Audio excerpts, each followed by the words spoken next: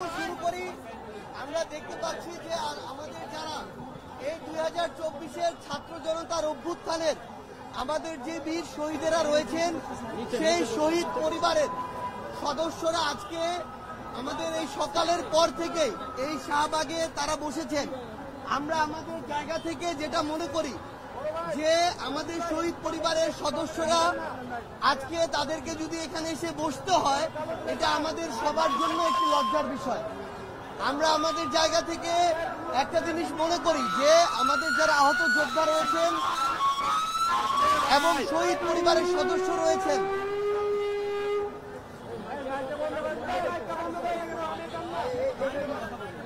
আমাদের যারা একটু শুরু করে প্লিজ।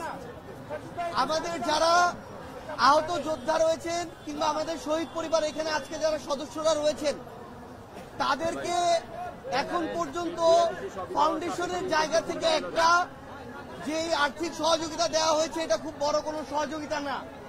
এটা দিয়ে পরিবারগুলো হয়তো কয়েক মাস চলতে পারে, এর বেশি আসলে সম্ভব না। তো আমরা আমাদের জায়গা থেকে মনে করি যে সরকার তার জায়গা থেকে যত দ্রুত এই পদক্ষেপগুলো নিতে পারতো আমাদের শহীদ পরিবারের পাশে দাঁড়ানোর জন্য তত দ্রুত তারা নিতে পারেনি।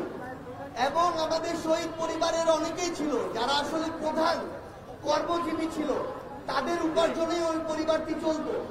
সেখানে তারা তাদের জায়গা থেকে তাদেরকে যত রকমের আর্থিক সহযোগিতা, কর্মসংস্থানের ব্যবস্থা করা, সম্মানিত ব্যবস্থা করা কিংবা অন্যান্য সুযোগ সুবিধা সেটা তারা তাদের জায়গা থেকে বিভিন্ন সময় আমাদেরকে বলেছে তারা সেটা করছে। কিন্তু এই যে দ্রুত করা এবং এটার বাস্তবায়ন দেখা আমরা আমাদের জায়গা থেকে এখনো প্রত্যাশিত দেখতে পাইনি।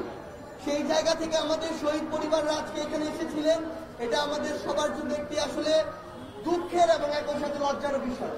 তো আমরা আমাদের জায়গা থেকে শহীদ পরিবারদেরকে সাথে নিয়ে আমরা আমাদের যারা ছাত্র প্রতিনিধি সরকারে রয়েছে আমরা তাদের সাথে কথা বলেছি। আমরা তাদেরকে জানিয়েছি তারা আজকে আমাদের সাথে এ বিষয়ে আমাদের শহীদ পরিবার একটি প্রতিনিধি দলের সাথে কথা বলবেন। এরপরে আগামীকালকে যারা এই অভ্যুত্থানের সামনের সারিতে নেতৃত্ব দিয়ে এই অভ্যুত্থানের লড়াইয়ে ছিল তাদের একটি টিমের সাথে আমাদের শহীদ পরিবার একটি টিম আগামীকালকে কথা বলবেন। এবং আগামী রবিবারে আমাদের মাননীয় প্রধান উপদেষ্টা আমাদের শহীদ পরিবারের সাথে সাক্ষাৎ করার জন্য ইচ্ছা ব্যক্ত করেছেন এবং সেদিন শহীদ পরিবারের পক্ষ থেকে সকল প্রকার যৌক্তিক দাবিগুলো তুলে ধরা হবে এবং প্রত্যেকটি যৌক্তিক দাবি দ্রুততম সময়ের মধ্যে অবশ্যই আমাদের শহীদ পরিবারের জন্য সেটি শহীদ পরিবারকে বুঝে দিতে হবে। এবং সবচেয়ে গুরুত্বপূর্ণ বিষয় হচ্ছে এই সরকার তাদের জায়গা থেকে যদি এই খুনি হাসিনা এবং তার যে দোসররা বাংলাদেশে আমার এই হাজার হাজার ভাইকে শহীদ করেছে, রক্তাক্ত করেছে, খুন করেছে, যদি এই খুনি হাসিনা এবং তাদের দোসরদের বিচার করতে না পারা যায় তবে সেটি হবে এই সরকারের সবচেয়ে বড় সীমাবদ্ধতা। এবং এটি আমরা আমাদের জীবনের বিনিময় হলেও এই অন্তর্বর্তীকালীন সরকারের সময়ে আমরা এটি আদায় করে নিব। এই খুনি হাসিনার হুকুমে আমার শত শত ভাই বোনকে হত্যা করা হয়েছে, সেই খুনি হাসিনা ভারতে বসে ভিডিও কনফারেন্সে নির্লজ্জের মতো বক্তব্য দেয়। সেই খুনি হাসিনা হাজার হাজার ভাই বোনকে যখন আমার খুন করা হয় তার নির্দেশে, সেই খুনি হাসিনা তার সময় যখন শত শত হাজার হাজার গুম, হত্যা, খুন করা হয়, সেই খুনি হাসিনা এই বাংলাদেশে নির্লজ্জের মতো বিচার চায়। খুনি হাসিনার অবশ্যই বিচার হবে। খুনি হাসিনাকে এই বাংলাদেশে বিচার এনে এই বাংলাদেশে বিচার করা হবে এবং তার ওই বিচারের মঞ্চ হবে ফাঁসির মঞ্চ। আমরা স্পষ্ট করে বলি, দেশ এবং দেশের বাইরের যারা খুনি হাসিনাকে আশ্রয় দিচ্ছেন, প্রশ্রয় দিচ্ছেন, বিভিন্নভাবে প্রমোট করছেন প্রত্যক্ষ এবং পরোক্ষভাবে, আপনাদেরকে এই বাংলাদেশের শহীদ পরিবার, আহত যোদ্ধারা ভুলে যায় নাই। আপনাদেরকে এই বাংলাদেশের তরুণ প্রজন্ম তারা কিন্তু ভুলে যায় নাই।